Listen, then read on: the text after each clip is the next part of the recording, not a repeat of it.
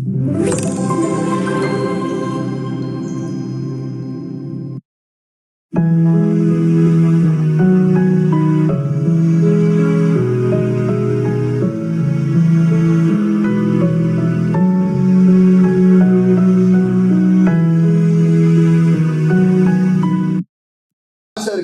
చెప్పుకోవాల్సిన ముందు మాట ఏంటంటే, పరమగీతంలో ఉన్నటువంటి చాలా వాక్యాలు మరి కావ్య రూపంలో, అంటే మానవుల మధ్యలో ఉన్నటువంటి శరీర సంబంధమైన చాలా విషయాలకి, లేదా మనుషుల మధ్యలో ప్రేమకు సంబంధించిన విషయాల రూపంగా ఇవి చెప్పబడవచ్చు.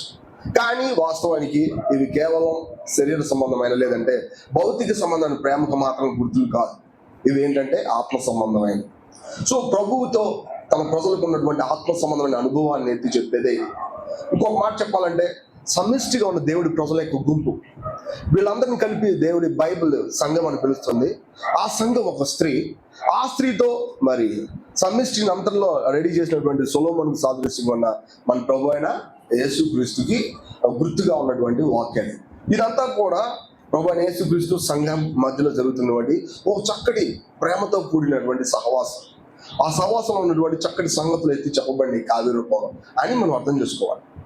ఎటువంటి సందేహం లేకుండా మనం ఇంకో వాక్యం గుర్తు చేసుకోవాల్సింది ఏంటంటే, అటువలే ప్రభువుని కలుసుకున్న వాడు ప్రభువుతో ఏకాత్మయే ఉన్నాడు. ఆత్మ సంబంధమైన సత్యం, అక్కడ సబ్స్టాన్స్ ఇంపార్టెంట్. దాని కింద పై వచ్చిన ఏం చెప్పబడింది, వేసిని కలుసుకున్నాడు వేసితో ఏకదేహమై. ఇక్కడ 1 కొరింథీ 6:16 17 వచనాల్లో వాక్యాలు ఉంటాయి. మనకు బాగా తెలుసు కాబట్టి నేను చూపించలేదు.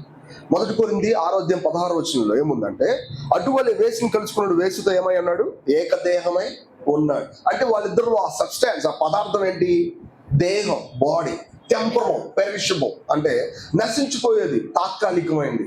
వాళ్ళిద్దరి మధ్యలో వన్నెస్ ఏంటంటే అదే, వాళ్ళిద్దరి మధ్యలో ఐక్యత ఏంటంటే అదే. కానీ అక్కడ రాసింది ఏంటంటే, అటువలే ప్రభువుని కలుసుకున్నవాడు ప్రభువుతో, అంటే కలుసుకునే పద్ధతి అంతా ఒకటే. గమనించండి, దాని అర్థం భౌతిక సంబంధంగా ఉన్నప్పుడు వాళ్ళిద్దరు ఒకటే. అలాగే ఇక్కడ కూడా ప్రభుతో కలిసి నడవట్లా, ప్రభుతో పూర్తిగా ఐక్యపరచబడిపోయి నడుస్తున్నారు. గమనించండి, అంటే వీళ్ళిద్దరు ఎవరు, ఒకటే. అటువలే ప్రభువుని కలుసుకున్నవాడు ప్రభుతో ఏకాత్మ అన్నాడు. క్రైస్తవుల యొక్క ఆధిక్యత ఏంటంటే దేవుడి దగ్గరికి రావడం కాదు, దేవుళ్ళలోనే ఉండడం. ఇది గుర్తుపెట్టుకున్నారా? చాలాసార్లు మనం ఇంకొక అర్థమయ్యేటట్టు చెప్పడానికి విషయం ఏంటంటే, మీరు ప్రభు దగ్గరికి రండి. ఈ పదం ఎట్లా ఉందంటే, ఇంకా మీరు ఆ యొక్క కోట దగ్గర గేట్ దగ్గరికి వచ్చారు, అది దాని కోటలోకి వెళ్ళలేదు, ఇంకా ఆ ఛాంబర్లోకి వెళ్ళలేదు అనమాట. అట్లా ఉంది. నువ్వు ప్రభు దగ్గరికి రండి అనే పదం చాలా పైపోయింది. కానీ ప్రభువులో కలిసిపోండి, ఈ పదం చాలా ఉన్నతమైంది. క్రైస్తవ జీవితం ఎప్పుడు ఇలాంటిదే. మనం చాలాసార్లు ఎంత బాగా ఆలోచించినా, ఎంత బాగా మనం సమర్పించుకున్నా, ఈ స్థాయిని చాలాసార్లు మర్చిపోయే అవకాశం ఉంటుంది. లేదంటే సామాన్యంగా మనం లౌకికమైన వ్యక్తులతోనో లౌకికమైన విషయాలతో అంటుకట్టబడిపోతూ ఉంటాం. కానీ మనతో కలిసి ఉండి ఎల్లప్పుడూ మన సావాసం ఎదురు చూసే ఒక వ్యక్తి, ఒక పర్సన్ మన ఆత్మను నివసిస్తున్నాడు అనే ఆ స్పర్శ చాలాసార్లు కోల్పోతాం. ఆయన ప్రభుకు స్తోత్రం. మనం చాలాసార్లు బలహీనపడిన ఆ సత్యం వెనక్కి తీయబడలా, అది అట్టనే ఉంది. వాస్తవానికి మనం దేనికోసం పిలువబడ్డామో దానికోసం అది అలానే ఉంది. అదేంటి, ప్రభుతో కలుసుకున్నవాడు ప్రభుతో ఏకాత్మయ్య ఉన్నాడు. ఈ సత్యాన్ని మనం గుర్తుపట్టాలి, ఎటువంటి సందేహం లేదు. మనం ప్రభువుతో ఎంతో చక్కగా పిలువబడినప్పటికీ కూడా చాలా మంది క్రైస్తవులు తమ మెదడులో పైన ఉండడం సర్వసామాన్యం. పైన ఉండడం అనేది సర్వసామాన్యం. తద్వారా ఏం జరిగిద్దంటే, సంతోషాన్ని కలిగి లేనందున, ఎప్పుడైతే దేవుడి యొక్క సంతోషం ఉండదో వెంటనే ఏ సంతోషం ఉంటుందంటే లౌకికమైన సంతోషం వచ్చింది. ఎటువంటి సందేహం లేదు. మనం లౌకికమైన సంతోషాన్ని కలిగి ఉంటా దేవుడి యొక్క సంతోషాన్ని మనం ఎంజాయ్ చేయలేం. కాబట్టి మనం ఎక్కడికి అప్పచెప్పుకోవాలంటే, మనం లోపల ఉన్న మన ప్రభుతో కలిసి సావాసం చేయడానికి అప్పచెప్పుకోవడం అనేది సర్వసామాన్యంగా తెలిసినటువంటి పని అయి ఉండాలి మనకు. లేకపోతే ఏమవుతుందంటే, చాలా సింపుల్గా సాతాను మన బాటిల్ కొంచెమే ఉంటుంది, మన వ్యక్తిత్వం, దీంతో పరసంబంధమైన వాటర్ కాకుండా అది ఏం నింపుతాడంటే వరల్డ్లీ వాటర్ నింపుతాడు. అప్పుడు ఇంకా వేరే ఛాన్స్ ఉండదు, ఈ వాటర్ మనం తాగాల్సిందే. కాబట్టి గుర్తుపెట్టుకోవాలా, చాలా సున్నితంగా ఉండాలి ఈ విషయాలు. సో ఇప్పుడు ఇలా ఉన్నప్పుడు మాత్రమే ఈ సత్యాలు కొంచెం అర్థమయ్యే అవకాశం కూడా ఉంటుంది. ప్రభుకు స్తోత్రం. చాలా మంది ఎప్పుడొకప్పుడు ఈ అనుభవాలు కలిగే ఉంటారు. ఇవి లేవు అని పూర్తిగా చెప్పడానికి ధైర్యం లేదు. కానీ ఎంత ఎక్కువగా ఉంది అనేది ఇక్కడ ఆలోచించాల్సిన విషయం. చూసారా, ప్రేమ దేవుడి మీద మనకి లేదా? ఉంది. దేవుడు మనల్ని ప్రేమించలేదా? ప్రేమించండి. కానీ ఆయన మనల్ని ప్రేమించిన రీతిలో మనం ఆయన ఎట ప్రేమిస్తున్నాం, ఇది ఇంపార్టెంట్. నేను ఒకసారి ఒక ఆయన చెప్తే విన్నాను. ఆయన ఏమన్నాడంటే, ఆయన కూడా నాకు మళ్ళీ సేవకుడే, నేను నా భార్యను ప్రేమిస్తాను, కానీ ఎల్లప్పుడూ ప్రేమించడం అంటే కుదరదు.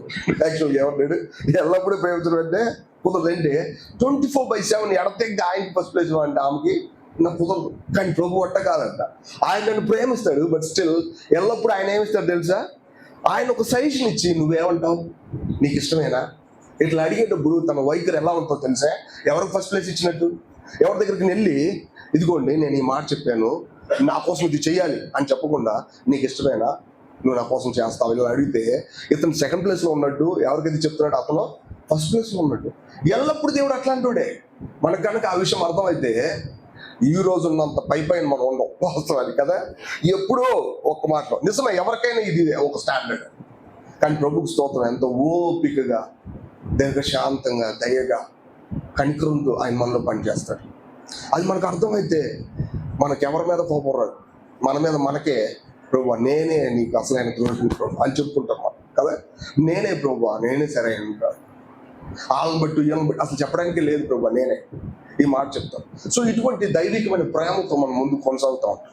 సో కాబట్టి ఈ విషయాలు అర్థం చేసుకోవాలి, ఆత్మ సంబంధమైనవి అని అర్థం చేసుకో. ఒకవేళ నా నోట్లోంచి మాటలు కొన్నిసార్లు డైరెక్ట్గా భౌతికమైన విషయాలతో ఇంటర్ప్రిట్ చేస్తారు, వివరిస్తున్నప్పటికీ కూడా మీరు అర్థం చేసుకోవాల్సిన విధానం ఇదే. వెంటనే దాన్ని డైరీలు రాసేసి ఇట్టన్నాడు అట్టన్నాడు అని చెప్పడానికి కూడా లేదు, అది గుర్తుపెట్టుకోవాలి. రైట్, సరే ఇప్పుడు చూడండి, మొదటి వచనం చదువుదాం. పరమగీతం మొదటి అధ్యాయం మొదటి వచనం. గమనించండి, సొలొమోను రచించిన పరమగీతం. వాస్తవాన్ని గమనించండి, సొలొమోను ఈ పత్రిక లేదంటే ఈ యొక్క గ్రంథం అంతట్లో ఆయన ఒక కింగ్, ఆయన ఒక రాజు. ఎట్లా అయ్యాడు రాజు? నేను పెద్ద యుద్ధం చేసి గెలిచాడా? సొలొమోను పెద్ద యుద్ధం చేసి గెలిచాడా? ఏం గెలవలా. కానీ ఎవరు గెలిచారు యుద్ధం చేసి అంటే దావీదు గెలిచాడు. యాక్చువల్గా గమనించండి, దావీదు ఇంకా రాజు అవ్వలేదు, కానీ దావీదుకి 16వ అధ్యాయంలో సొలొమోను వచ్చి సమూయేలు వచ్చి అభిషేకం చేశాడు, సౌలు యొక్క ప్రభుత్వాన్ని పక్కన పెట్టేసి. ఇప్పుడు అభిషేకించిన నెక్స్ట్ చాప్టర్లోనే దావీదు ఎవరిని చంపాడో తెలుసా? గొల్యాతుని చంపాడు. గమనించండి, విషయం అంతా ఒకటే. సౌలు చేయాల్సిన పనిని ఎవరు చేశాడు? దావీదు చేశాడు. అదే తను అనాయింట్ చేయబడ్డాడు అంటే ప్రూఫ్ అనమాట. ఒక మాటలో ఎప్పుడైతే దావీదు గొల్యాతుని చంపాడో అప్పటి నుంచే సౌలు యొక్క రోజులు లెక్కించబడిపోయినాయి.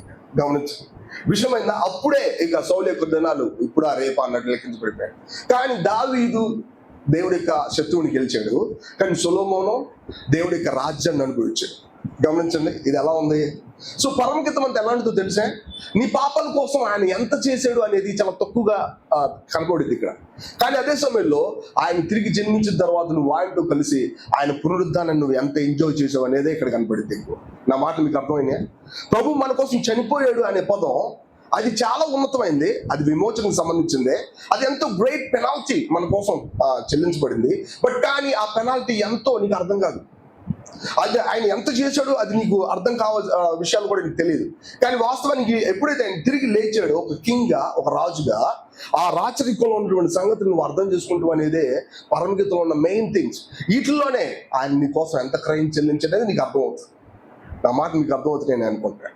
చాలాసార్లు తిరిగి లేకపోతే ఆయన సంతోషంలో ఉన్నటువంటి ఆ ఫ్లేవర్ మనకు అందకపోతే మనం ఏనాటికి క్రైస్తవులుగా ముందుకు కొనసాగడం అనేది అసాధ్యం.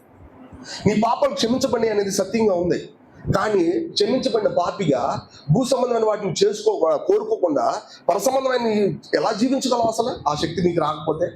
సో ప్రభువైన యేసుక్రీస్తు తిరిగి లేచాడు అనే సత్యాన్ని అనుభవించడానికి మరి ఎక్కువగా కావాల్సిన ఏర్పాటే పరమగీతం. ఒక మాట, దాని అర్థం ఆయన సత్యాన్ని లేదంటే ఆ విమోచనాన్ని తక్కువ చేసి మాట్లాడేవని కాదు, కానీ ఇక్కడ అనుభవించే సత్యం మాత్రం, ఆస్పెక్ట్ మాత్రం, in his resurrection we have been experiencing, ఆయన్ని మనం అనుభవిస్తూ ఉన్నాం. ఈ విషయాన్ని అర్థం చేసుకోవాలి.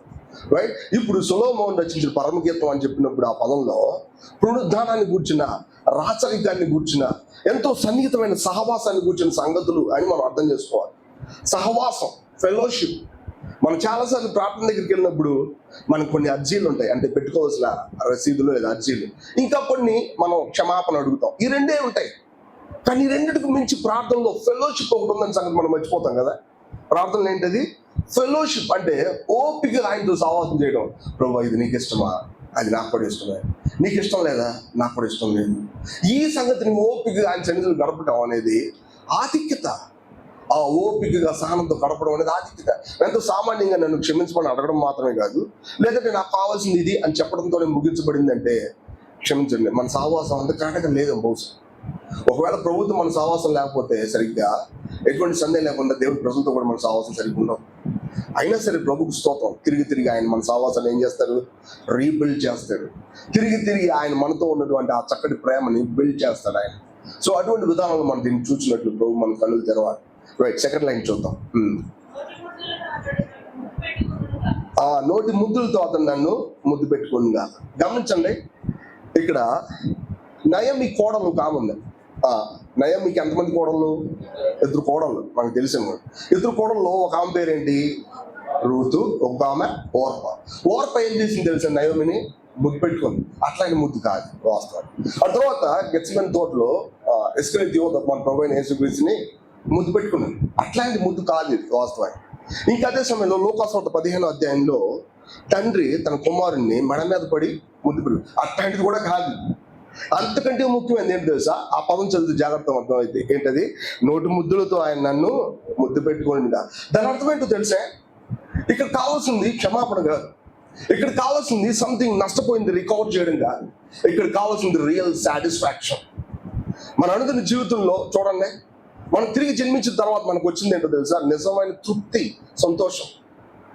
యోహాను సువార్త 4వ అధ్యాయంలో ఆవిడ 5 మంది పెనిమిట్లు ఉన్నారు, but still she has no satisfaction. కదా, తనకి సంతృప్తి అనేది లేదు. గమనించండి, దాని అర్థం ఏంటో తెలిసే? మానవులు కేవలం పాపం వల్ల వచ్చే శిక్ష నుంచి విడిపించబడితే సరిపోవాలి. వాళ్ళకి ఎవరు కావాలో తెలిసే?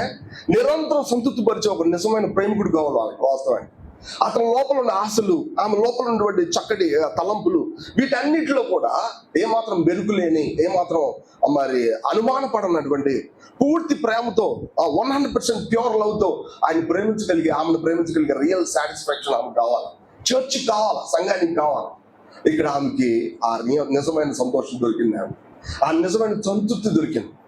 నన్ను అడగనేవండి, లోకంలో మీరు వెళ్ళకూడదు, లోకంతో మీరు పాలిపావసలు అవ్వకూడదు అని మేము చెప్తున్నప్పుడల్లా భయం ఏంటో తెలుసా? నిజంగా ఇతడు దేవుడితో సంతోషపడ్డా, లేకపోతే ఆ పని చేయలేడు. చేయగలదా? చేయలేడు. ఎంత బాగా చేస్తానని చెప్పినా అతను చేయలేడు. ఎందుకో తెలుసా? ఇతను ఎవరితో సంతోషపడట్లేదు, సంతృప్తి పడట్లేదంటే తన నిజమైన ప్రేమికుడితో సంతృప్తి పడట్లే. నోటి ముద్దులతో దాని అర్థం ఏంటంటే ఉన్నతమైన సాటిస్ఫాక్షన్, సంతృప్తి అతను పొందకపోతే లోకాన్ని చేరుకోకుండా ఉండగలను అసలు.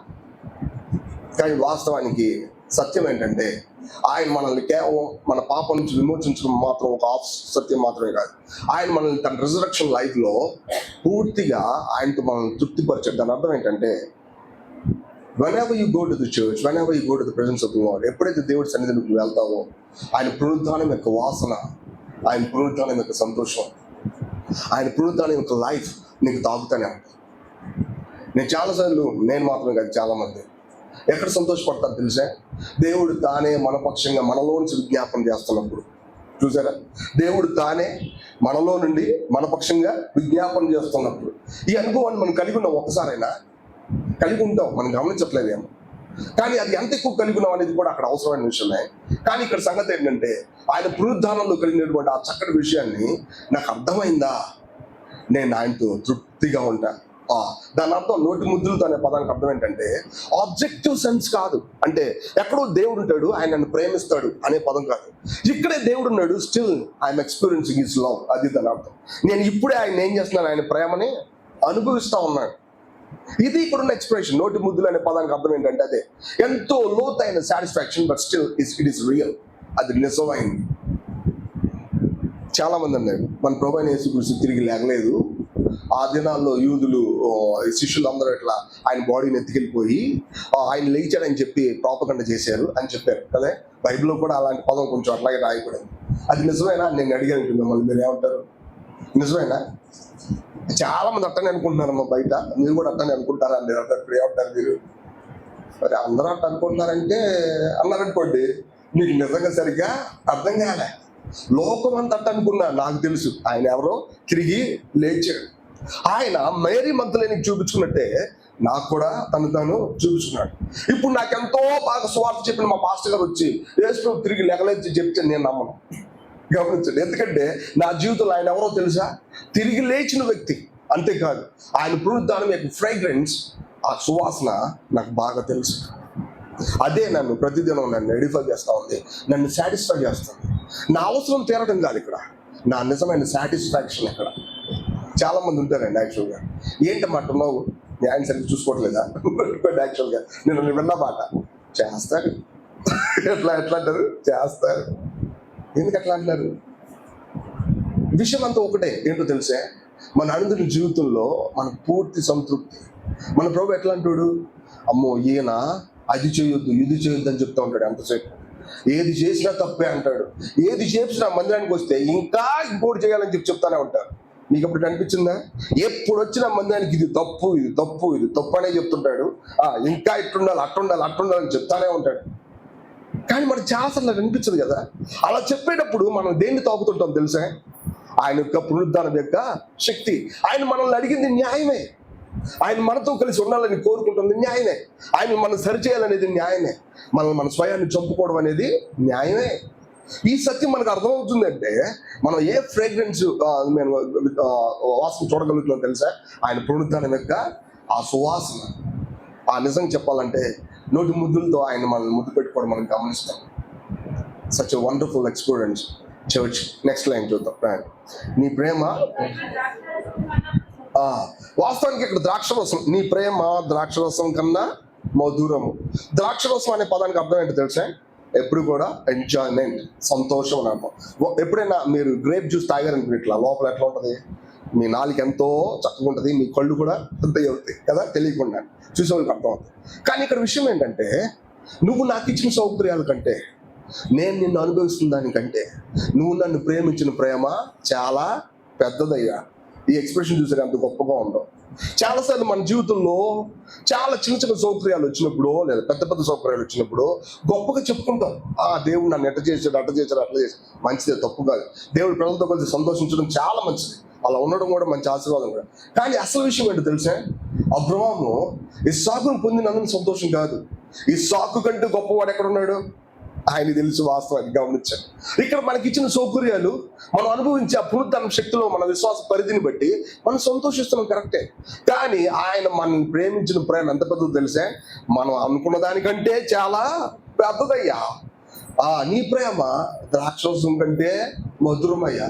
ఈ ఆరాధన మనం చేస్తున్నాం చాలాసార్లు. ప్రభువా, నేను నిన్ను అనుభవించిన దానికంటే నువ్వు నా జీవితంలో ఎంతో గొప్పవాడివి, ఎంతో ఉన్నతమైన ప్రేమతో నువ్వు నన్ను ప్రేమించావయ్యా. ప్రేమ అనే పదానికి ఎప్పుడు ఒక అర్థం చెప్తాం మనం. అదేంటది? ప్రేమ అంటేనే ఫస్ట్ ప్లేస్. ఇది మనం చెప్తున్నాం, ప్రేమ అంటేనే ఫస్ట్ ప్లేస్. మనం ఆయన అర్థం చేసుకుంటున్నాం కొద్దిగా, కానీ ఆయన మనల్ని ప్రేమించింది ఎంతో ఉన్నతమైంది. అపోస్తుల్లో లేదా పెద్దవాళ్ళు పాత నిబంధనలు అంటారు, నీ సత్యం మేఘాల కంటే ఎత్తయిందయ్యా. నిరంతరం నిలుచుకున్న నీ ప్రేమ ఎంత అని ఎవరు చెప్పగలరు? సో మన అందరి జీవితంలో మన నోట్లోంచి ఈ మాట వచ్చినప్పుడు అది ఎంత వాల్యుబుల్. ప్రభువా, నువ్వు నాకు ఇచ్చిన సౌకర్యాల కంటే, నువ్వు నా జీవితంలో ఏర్పాటు చేసిన ఇప్పటి వరకు ఇచ్చినటువంటి కృప కంటే కూడా నువ్వు నన్ను ప్రేమించిన తీరు ఇంకా పెద్దది. అదే నేను ఎదురు చూస్తా ఉన్నాను. యాక్చువల్గా దానికోసమే నా జీవిత ప్రయాణం సాగిస్తా ఉన్నా. ఆ ప్రేమలో నేను ఎడతెగ సాటిస్ఫై అవుతాను. ప్రభువా, ఎంత చక్కటి అనుభవం అయిపోతాం. నెక్స్ట్ లైన్ గమనించండి. Third verse.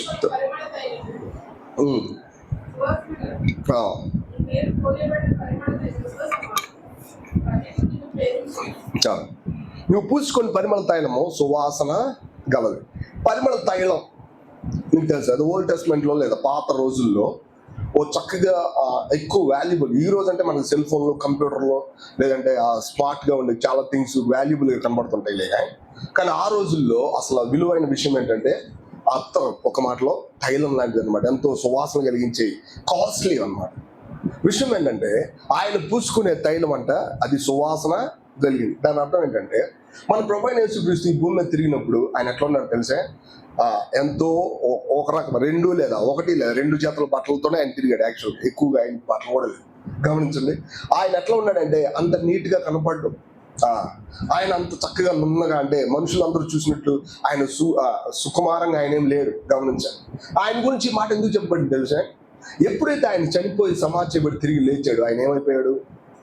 ఒక జీవం ఇచ్చే ఆత్మగా మారిపోయాడు. తైలం ఎప్పుడు ఆత్మకు సాదృశ్యం, గుర్తుపెట్టుకోవాలి.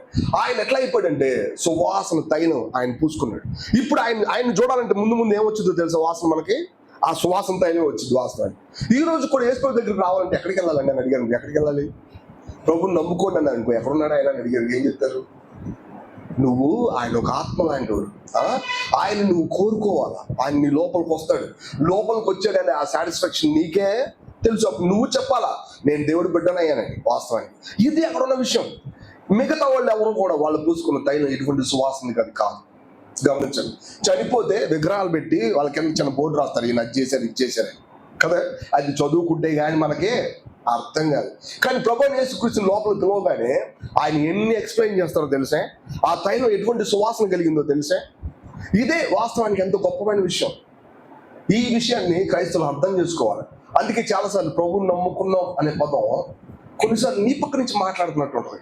కానీ ప్రభువుని నమ్ముకున్నాం అనే పదం ఎలాంటిదో తెలిసే, ఆయన నేరుగా తను నాకు ఆ తైలం లాగా చూపించుకున్నాడు. ఆ తైలం యొక్క వాసన నాకు అంటింది, దాని యొక్క సువాసన నాకు తెలిసిపోయింది అని మనం చెప్పగలం వాస్తవానికి. కానీ మనం చెప్పే ఆ సాక్ష్యంలో ఆ సెన్స్తో మనం చెప్తున్నప్పుడు, ఓ నువ్వు రాసుకునే తైలం సువాసన కలిగింది అయ్యా, దాని నుంచి ఎవరు తప్పించుకోలేరు. తర్వాత చదువు, నీ పేరు పోయబడిన సమానం. గమనించండి, ఆ లోకాసువార్త 14వ అధ్యాయంలో ఒక ఆవిడ అచ్చమాంస అత్తర బుడ్డిని ఏం చేసింది, పగలగొట్టినప్పుడు ఆ రూమ్ లో ఉన్న వాళ్ళందరూ ఆ సువాసన నుంచి తప్పించుకోగలిగారా? ఎవరైనా నాకు అసలు ఆ వాసన రావట్లేదని చెప్పారా? చెప్పలే. ప్రతి ఒక్కళ్ళు స్టిల్ వెనక్కి తిరిగి అయ్యో 300 దేనాల కింద అమ్మకూడదు అనే పదాలు వ్యక్తపరిచారు కదా. మీరు గమనించండి, పోయబడిన పరిమళ తైలం ఎప్పుడు అట్లాంటిదే. ఆయన ఇందాక పోసుకున్నాడు, ఒక ఆ తైలం లాగా ఉన్నాడు. But still whenever we call his name, ఆయన పేరు చూపించినప్పుడు, పేరు పలికినప్పుడు ఈ తైలం ఎట్లా ఉంటుందో తెలిసే, పోయబడిన పరిమళ తైలం. అంటే ఆ వాసన మరి ఎక్కువగా మనకు తగిలిద్ది అనమాట.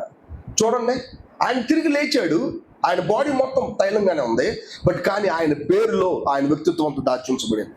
అందుకే చూడండి, క్రైస్తవ జీవితం ఎట్లా మొదలవుతుందంటే ఆయన పేరుని పిలుచుడు చూడటం మొదలవుతుంది. ఆయన పేరుని పిలుకుడు ద్వారా, ఆ పేరును పిలవడం ద్వారా, తన లోపల స్వీకరించడం ద్వారా. మీరు గమనించండి, మరి నిర్గమకాండం దయచేసి చదువుతాం. ఆయన పేరు ఎంత గొప్పగా ఉంది అంటే, నిర్గమకాండం 33వ అధ్యాయం. నిర్గమకాండం 33వ అధ్యాయం.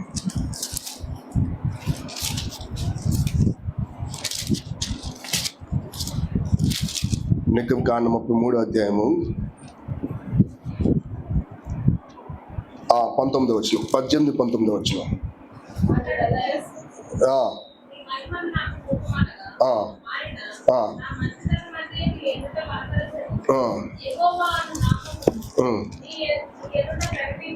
గమనించండి, ఎందుకు ఆయన ఆ మాట చెప్పాడు? విషయం ఏంటంటే, ఆయన సైన్యములకు అధిపతి అయిన దేవుడు. ఆయన మాట్లాడినప్పుడు ఆ మాటల శబ్దానికి కొండలు బద్దలవుతాయి, ఎర్ర సముద్రం పాయలవుతుంది, ఫరో యొక్క అధికారం తలకిందులు అవుతుంది. బట్ స్టిల్ కానీ తన మనుషులకి తన మంచితనం అంతా చూపించాలంటే ఆయన ఏం చేస్తాడు తెలుసా? తన పేరు చెప్తాడు. తనకున్న పరాక్రమాన్ని చూపించడు, తన హృదయంలో దాచి ఉంచబడిన ప్రతికూలమైన సంగతులు చెప్పడు. ఆయన ఏం చెప్తాడు తెలుసా? తన పేరుని మాత్రం చెప్తాడు.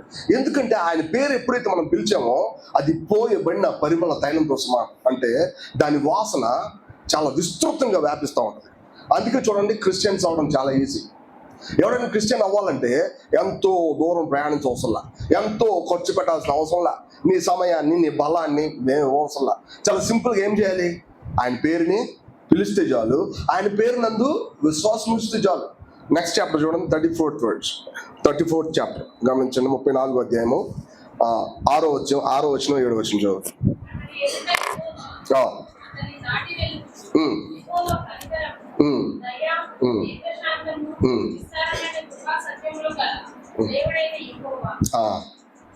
చాలా పైన 5వ వచనం చదువుతాం.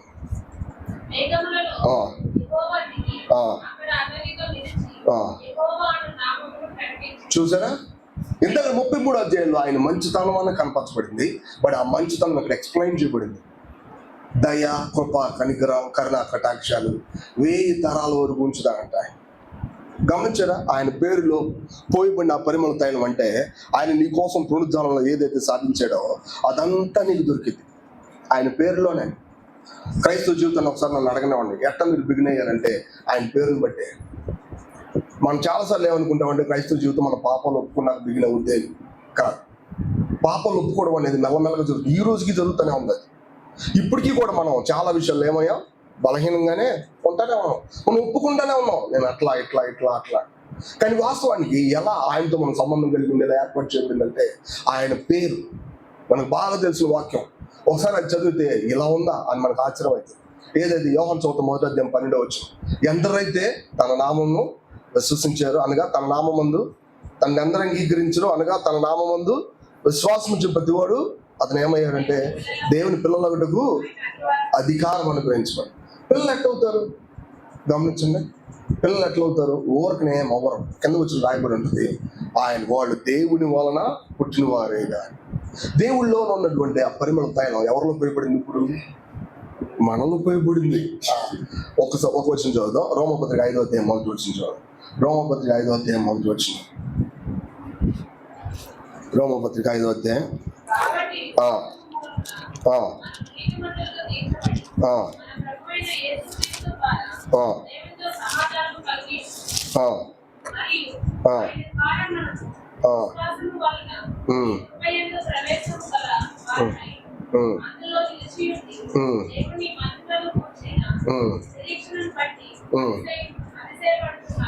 ఐదో వచ్చిన చదవమ్మా, 5వ. ఎందుకంటే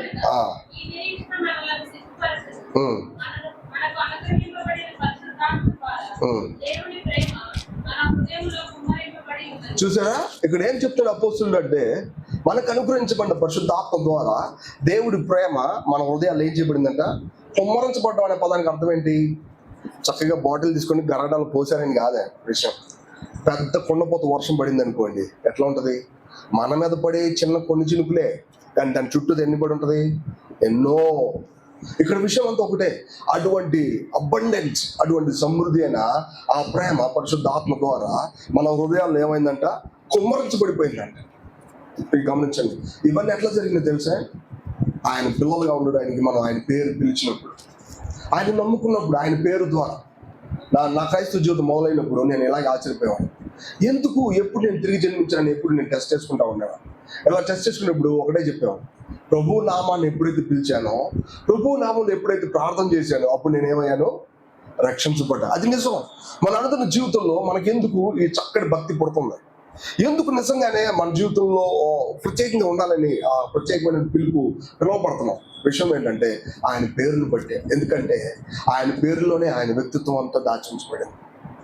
ఆయన పేరుని పిలవగానే ఎవరు తిరుగుతారు? ఫర్ ఎగ్జాంపుల్ నా పేరు పెట్టి పిలిచారనుకోండి, నా తలకాయ మాత్రం తిరిగిద్దా? నేను మొత్తం తిరుగుతా. అంటే నా పేరులో నా ఐడెంటిటీ ఉంది.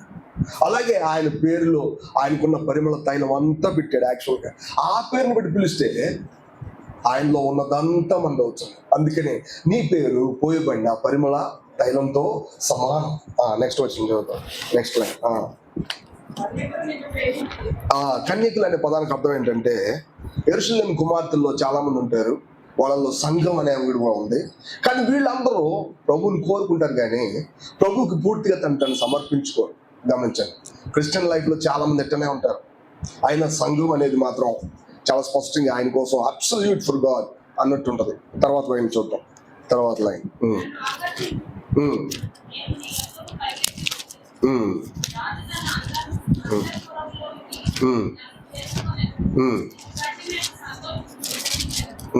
చాలు చాలు. ఇక్కడ విషయం ఏంటంటే నన్ను ఆకర్షించను.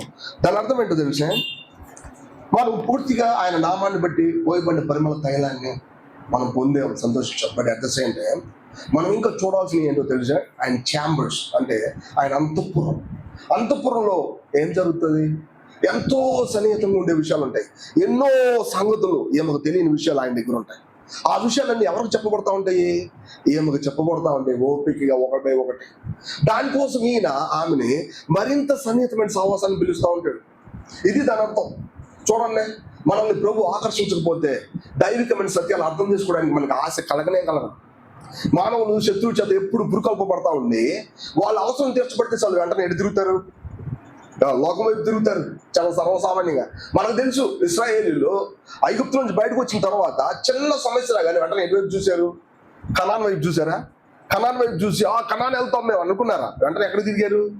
ఐగుప్తు వైపు తిరిగారు. గమనించండి, ఇది మానవ జాతి, ఒక మాటలో మానవ మనుషుల మధ్య జరిగే సంగతులు. కానీ ఇక్కడ విషయం అది కాదు. ఆయన మనల్ని ఆకర్షిస్తాడు. ఎలాగో తెలుసా? ఒక నూతనమైన ఆస్పెక్ట్, ఒక నూతనమైన రంగు, ఒక నూతనమైన బ్యూటీ ఆయన మనకు చూపించినప్పుడు, ప్రభు అదేంటో నాకు తెలియాలి, అదేంటో నేను అర్థం చేసుకోవాలి, ఆ సంగతులు నాకు తెలియాలి. అయితే నువ్వేం చేయాలంటే నాతో కొంచెం సన్నిహితంగా ఉండటానికి వచ్చాయి. ఒక ఆయన ఇలా అంటే నేను చాలా సంతోషపడ్డాను. అంటే నాకు అర్థం కాదు, రాత్రి మొదలుపెట్టిన ప్రార్థన తెల్లారి ఊరికి ఇంకా ప్రార్థన అవ్వలేదంట. నేనేమనుకుంటున్నా అంటే ఆయన నిద్రపోయి లేచాడు, మళ్ళీ పొద్దున్న ప్రార్థన చేసుకున్నాడు అనుకుంటున్నాను నేను. వాస్తవానికి ఆయన అసలు రాత్రి నుంచి నిద్రపోలే.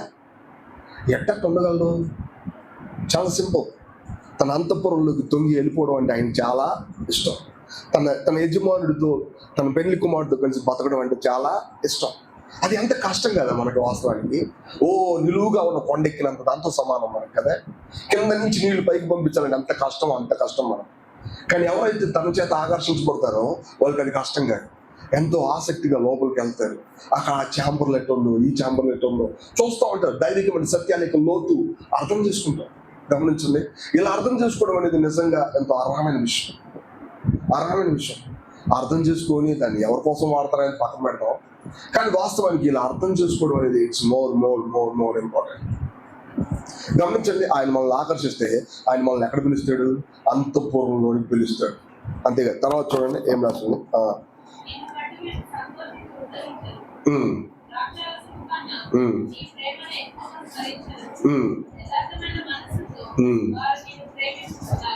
మేము 3 వచనాలు కూడా ఆ లైన్ కూడా మనం అంతకుముందు చూసుకున్నట్టే.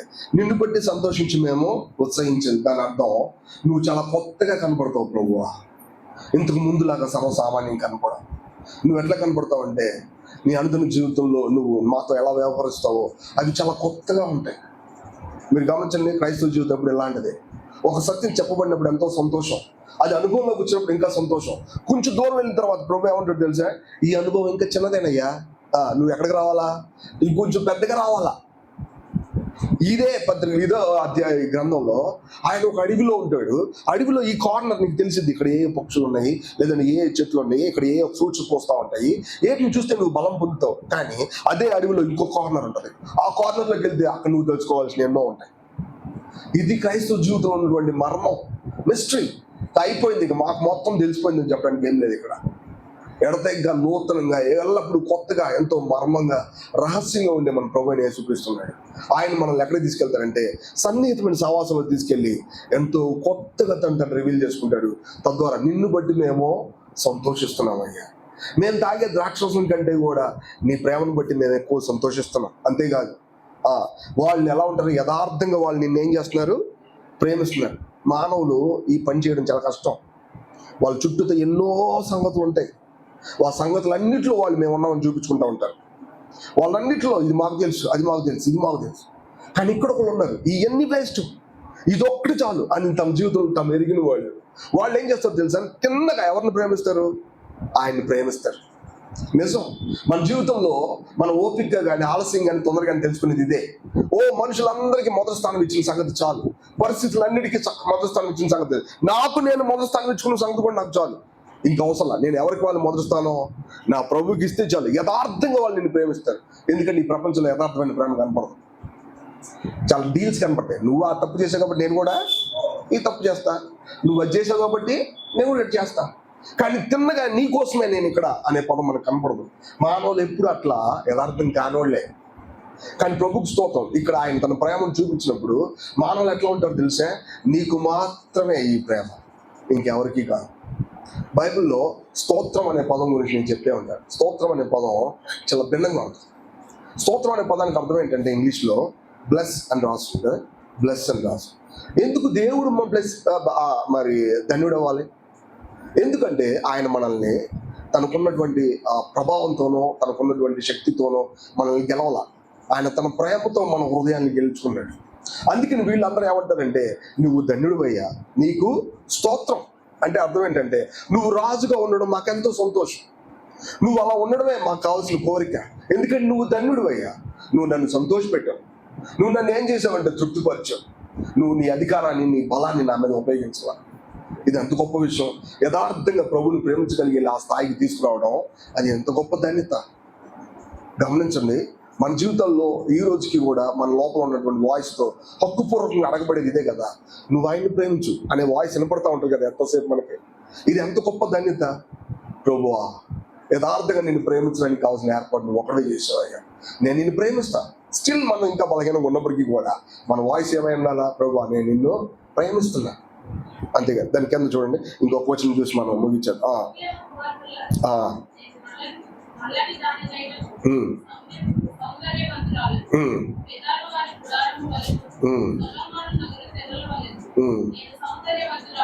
చూసారా, ఇప్పుడు యెరూషలేము కుమార్తెలతో మాట్లాడుతూ ఉంది. ఎవరు ఆమె? చర్చ్, చుట్టూ ఉన్నటువంటి చలికత్తులు. వీళ్ళు కూడా దేవుడిని తెలియని వాళ్ళ, తెలిసిన వాళ్ళే, కానీ ఏమో చాలా సపరేట్ వాళ్ళకంటే కూడా. గమనించండి, ఆ డిస్టెన్స్ ఇక్కడ ఉంది. వీళ్ళని యెరూషలేము కుమార్తెలు అని చెప్పినప్పుడు ఈ లోక కుమార్తెలు అని చెప్పకూడదు. గమనించండి, వాళ్ళు ఆయన ప్రేమించవచ్చు, బట్ కానీ ఆ ప్రేమ చాలా పైపోయింది. కానీ ఈమె ఆయన్ని ప్రేమించే తీరు చాలా లోపైంది. గమనించండి, ఆ రెండింటి మధ్యలో డిస్టెన్స్ చాలా ఉంది.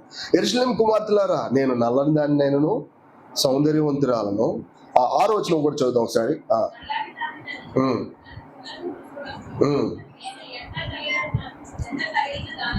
ఇక్కడ అసలు విషయం, నేను ఎండ తగిలిన దానను అంటే ఈమె చాలా ఈమె మీద ఎవరు పడ్డారు? సూర్యుడు తన కాంతి పడింది. కానీ ఇక్కడ తెలుగు వర్షన్ పూర్తిగా తప్పు రాశారని చెప్పాలి. ఆ తప్పు అంటే చాలా పొరపాటు జరిగిందని చెప్పాలి. ఎందుకంటే హీబ్రూలో ఈ వర్షన్ ఎలా ఉందో తెలుసా? ఉదయాన్నే వచ్చినటువంటి సూర్యుడు మనల్ని కాల్ చేస్తాడా? కాల్చడు. ఏం చేస్తాడు?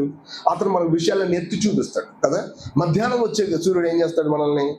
మనల్ని పూర్తిగా బాధపడతాడు. యాక్చువల్ గమనించాలి. సో ఇక్కడ ఉన్నటువంటి ఈ విషయం ఏంటంటే, ఈ సూర్యుడు అని చెప్పినప్పుడు ప్రకృతి సంబంధం సూర్యుడు అని చెప్పబడాల. హీబ్రూలో ఎట్లా చెప్పబడిందో తెలుసా? నేరుగా దేవుడే, ప్రభువే అని చెప్పబడింది. దేవుడు మన మీద షైన్ అయినప్పుడు, ఉదయ కాంతితో ఆయన మీద ఉదయించినప్పుడు మన అసలు కలర్ మనకు కనపడతాడు. మన అసలు కలర్ మనం ఎలాంటి వాళ్ళం తెలుసా? నల్లని వాళ్ళం అంట. యాక్చువల్గా కేదారు గుడారాల వల్లే మనం ఎట్లాంటి వాళ్ళం? కేదారు గుడారాలు అంటే ఏంటి తెలుసా మీకు తెలియదేమో. డేవిడ్కి బాగా తెలుసు. ఎందుకో తెలుసా? నేను దావీదు అయిన నేను కేదారు గుడారాల దగ్గర నివసించా. వాళ్ళతో సావాసం చేయాలంటే రోజు గొడవే. వాళ్ళతో ఏంటో తెలుసా? ఎప్పుడు గొడవే, నోరు కుదురు ఉండనే ఉండదు, ప్రతిసారి గొడవే అనమాట వాళ్ళతో. గమనించండి, ఎందుకంటే వాళ్ళు గొడవ పెట్టుకోవడానికి. అప్పుడు అంటారు, నేను మంచి మాట్లాడినా వాళ్ళేంటి తప్పుగా మాట్లాడతారు తిరిగి. అట్లాంటి వాళ్ళు కేదారు గుడారాల్లో నివసించేవాళ్ళు వాస్తవానికి. సో అందుకని అక్కడ రాసుంది, నాలుగా నీకేం చేయాలి దేవుడు, ఎందుకంటే నేను ఏం మాట్లాడినా తప్పు అయిపోతుంది. వాళ్ళు అట్లాంటి గుడారాలు నల్లగా ఉంటాయి. ఆ గుడారంలో ఉన్న తెరలు నల్లగా ఉంటాయి. ఆ తెరల లాంటి దాన్ని నేను ఎప్పుడైతే దేవుడు నా మీద ప్రత్యక్షమయ్యాడో, తను లైట్ చేసుకున్నాడు, వెలిగించాడో, ఆ ఉదయ కాంతి నా మీద ఉదయించినప్పుడు నా అసలు కలర్ ఏం కనబడుతుందో తెలుసా? నేను నల్లగా ఉన్నాను. యాక్చువల్గా అంటే దాని అర్థం పాతదైన ఆదాము స్వభావం నాలో ఉంది.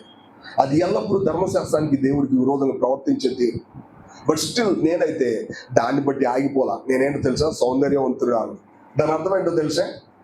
సొలొమోను గుడారపు తెరల వలె నేను ఎలాంటిదంటే సౌందర్యవంతురాలు. దాని అర్థం సొలొమోను యొక్క మందిర తెరలు ఎప్పుడు ఎలా ఉంటాయో తెలుసా? సన్నని నారబట్టలతో కూడినటువంటి తెరలని, చక్కటి కర్టెన్స్.